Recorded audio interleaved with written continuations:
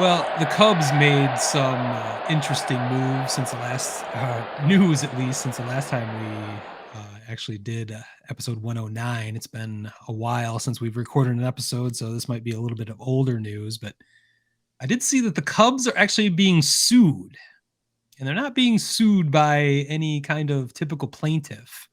They're being sued by the U.S. federal fucking government, the The Department of Justice. the DOJ Yeah, and the they're CUBS. They are after the Cubs for not being ADA wheelchair compliant with their $1 billion stadium renovation of Wrigley Field.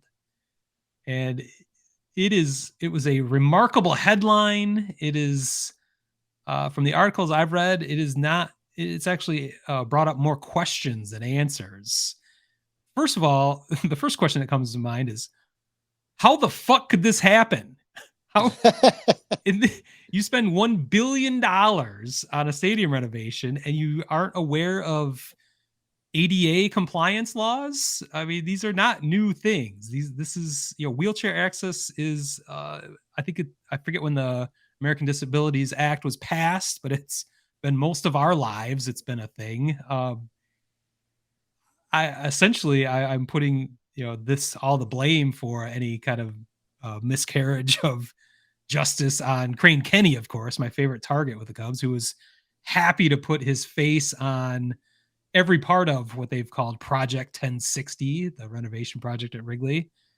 Of course, when it was revealed that they were being sued by the federal government, he was nowhere to be seen, as I've already called him a cockroach for different reasons. But of course, the Cubs had to resort to a nameless, faceless corporate spokesperson to address the issue, saying the Cubs are very disappointed with the Department of Justice suing them, which sounds logical. But they will defend Wrigley and their how they have redesigned this, which is just begs the question, like, are you ADA compliant or aren't you? This should be a binary thing. How you couldn't do it and then how you can argue that you are doing it is bizarre to me. These are simple things like counter heights. They have to be wheelchair accessible. They need to be at a height that a wheelchair can do. With when you talk about the ticket office or concession stand counters, there is a measurement that those need to comply to. That is, or at least have an area where a wheelchair can access that. And it sounds like they did not do that. They are. I don't know how the Cubs could fight that. Go get a yardstick and we'll determine if you did it or not. The other parts of that are wheelchair accessible seating areas, basically open areas where wheelchairs can view the game from. And apparently the bleachers specifically before the renovation had better sight lines for wheelchairs than what they do now in the current configuration, which is unbelievable that you could put wheelchairs in a worse place in a vastly expanded bleachers with lots of opportunity to. I mean, they tore down the complete bleachers and completely redid them. So the plans could have easily accommodated wheelchairs with fantastic sight lines.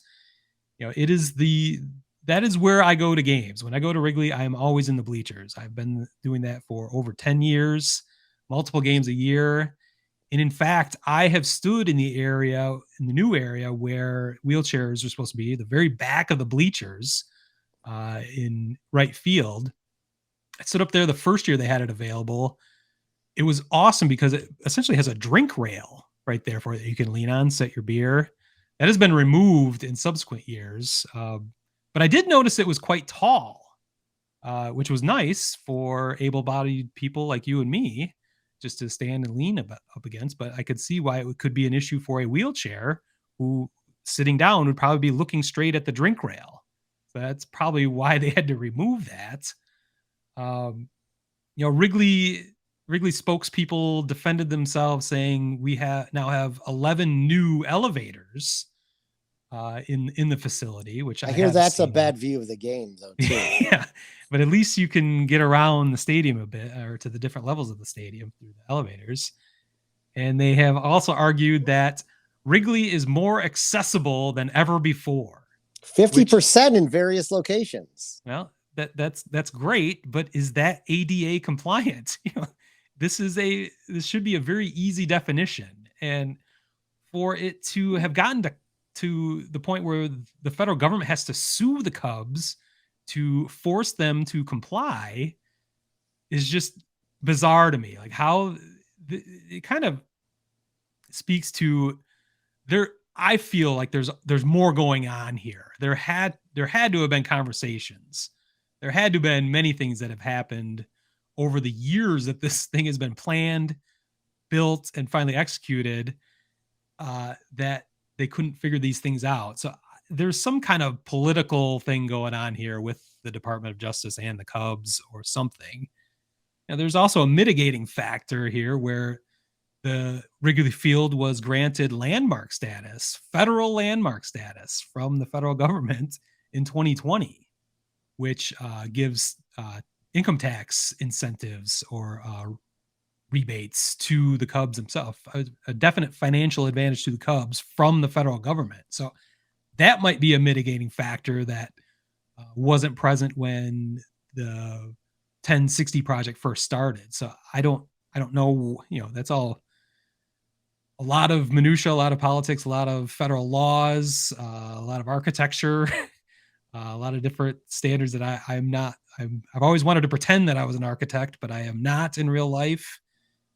So I don't know where this all comes from. It's just bizarre that this could possibly be happening in a project of this scale, this magnitude, this huge of a news story could be created from a baseball stadium. So you were there in Chicago. I've seen a few articles about this, but I have not heard it discussed much. I listened to 670 The Score and ESPN 1000 a bit, but it sounds like there's a lot more going on with this, with the regular news there in Chicago. Yeah, it made it into the non-sports portion of the newscasts. The interesting thing is this is actually the Cubs' second lawsuit, and the first one's not settled yet. In 2017, a Cubs fan named David Serta with muscular dystrophy sued the Cubs because the first part, as we know, of the 1060 renovation project was updating the bleachers. Yep. Well, when they put that private bar area out in right field, those were the original seats for behind the batter's eye. Yeah, but in right field where they put that like private bar area was the original seats, and you could sit in right field and have a perfect view of the game if you were in a wheelchair. He sued because to his point, or to the same thing the DOJ is saying, the wheelchair accommodations are now subpar. Yeah, they're way at the top. They're way in the back and at the top of the bleachers. In a seating position, you have trouble seeing the game. That lawsuit is on the docket still. It still hasn't been finalized. So they're still fighting him. This DOJ is on top of that now. Wow. The only thing I really wanted to point out that I thought was interesting is the Cubs did defend it, but in the same statement, they offered to voluntarily further enhance accessible features of the ballpark, including seating, restrooms, concessions, and other key accessibility elements. To me, that statement implies a certain amount of guilt that they did do something. Why would you need to enhance anything if you've already complied with it? Why would you need to be sued to be compelled to do these things? Why weren't you doing these things in your original plans? That's the question. The one that isn't funny but made me laugh was that they're supposed to have 4 wheelchair accessible seats in the press box. They only have 2. They just left 2 out. I mean, we're just not going to do this. We're just not going to do it. We only need 2. We only know 2 guys who have wheelchairs who come into the press box or whatever. I mean, unless those silly things have changed, this is what I don't understand. This is where, I mean, it's easy to just say Crane Kenny's a fucking asshole, or they're all just morons. We like to do that, but yeah, these aren't stupid people. So there's got to be more going on here. Like something changed at some point. That's why I think that maybe the landmark status changed things years after the plans were finished, years after everything was being implemented.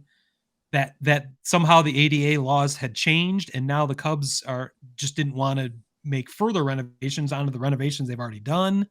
I haven't seen that reported yet. It's just something happened where the Cubs refused to, abide by whatever new or on the books laws there were, and just fucked it up. Maybe it's over. When they were doing the renovations, it was Daddy Ricketts' buddies in the DOJ, and now they're not. So Well, that could be another problem. That that's where the politics comes someone in. could have walked through and said, "Yeah, you're fine." And now that there's a different regime in there, we don't like to talk politics here, but that is a real, legit possibility. Well, and those things happen on a local level all the time. I've written many blog posts about, I call him Lord Tunney of Wrigleyville. Tom Tunney, the alderman there, who has basically been trying to extort the Cubs from day one, unbelievable. Fighting them tooth and nail at every step of this 1060 project. But he should be licking their boots. Yeah, but when the federal government is stepping in and saying you guys are fucking up, there's something on a whole nother level going on. So I don't know. I'm just shocked by this story. Maybe no one else cares. I'm not a fan of Crane Kenney. I'm not a fan. I've been angry with the Cubs for some time because all of this money they've spent off the field hasn't trickled down to more money being spent on the field as of yet. So I've got much angst, as many Cubs fans do these days. But just to hear another story like this, where essentially they're shitting on handicapped people, on the disabled, that was going to might be my headline. Crane Kenney hates the disabled for this segment. It's just another black eye for this team, and it's unconscionable. So get it fixed. I mean, what are we doing? Give the disabled their countertops. Like, give them a good sight line. This is not difficult. We can do this. You've spent $1 billion. Get it done. And to your point about those counters in the back of the bleachers, like, they probably had to remove those because they put them in and they're like, you can't have those here if you're going to have wheelchairs lined up back there. Like, what the fuck? Yeah, well, that's what I was bringing up with the drink rail. Yeah, that's what I meant. The drink rail. Yeah, because we had it for one season, and then they were gone. And I was pissed about that.